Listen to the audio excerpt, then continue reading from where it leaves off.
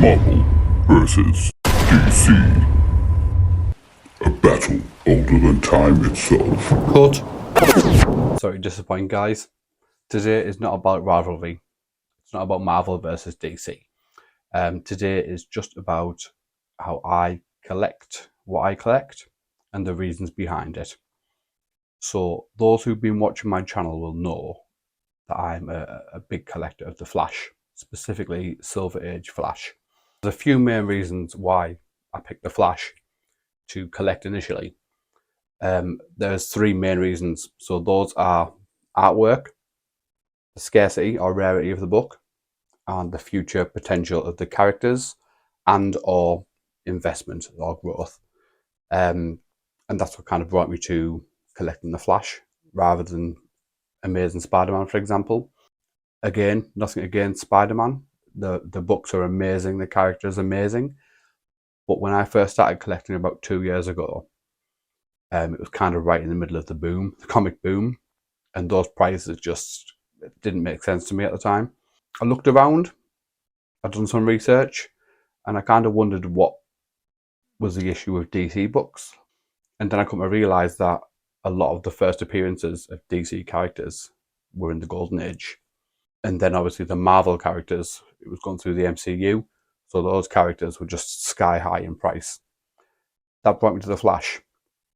So the Flash was always been one of my favourites. My favourites as a child. I remember that 90s TV show. It's a bit cheesy now, and the animation was fantastic. So Flash has always been one of my favourite characters. I've done track and field in school, so it kind of had a place in my heart with the running and whatnot.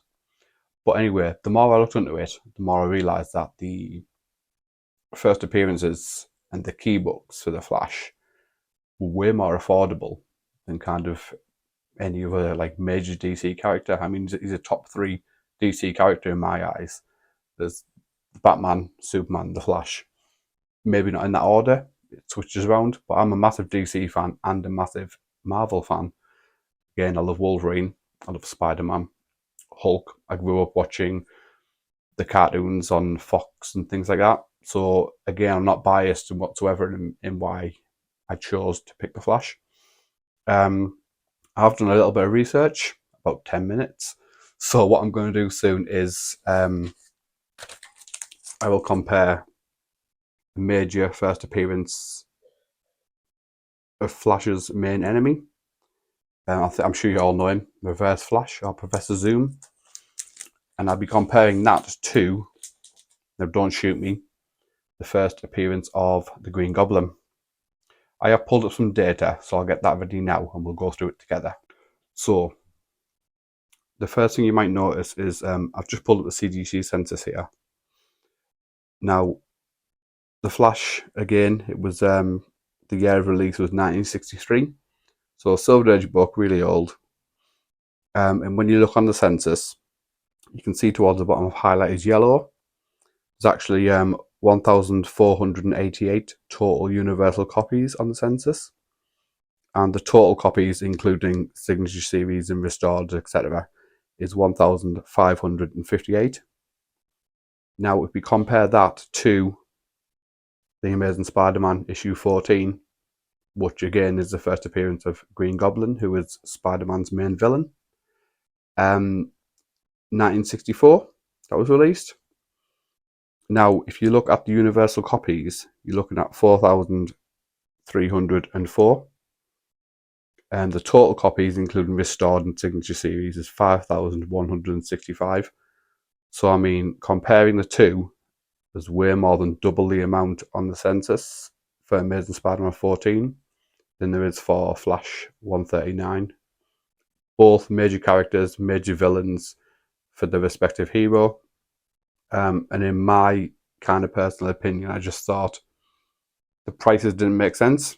There's the Reverse Flash has not appeared in any movies yet, and the Flash himself has obviously only had one kind of major movie that didn't go really well. But again, potential for future growth there. And one of the other reasons was the artwork. Now, again, not taking it away from any of the comic book Amazing Spider-Man, some fantastic artwork, but one of my favourites is the Flash 123. Just amazing artwork. It's been cover swiped and homaged plenty of times. Just timeless. And I will flick up a few more on screen of my other favourite Flash comics as well. Again, key comic books, first appearances of characters or villains, and just really affordable. Well, compared to kind of some of the more expensive Marvel books.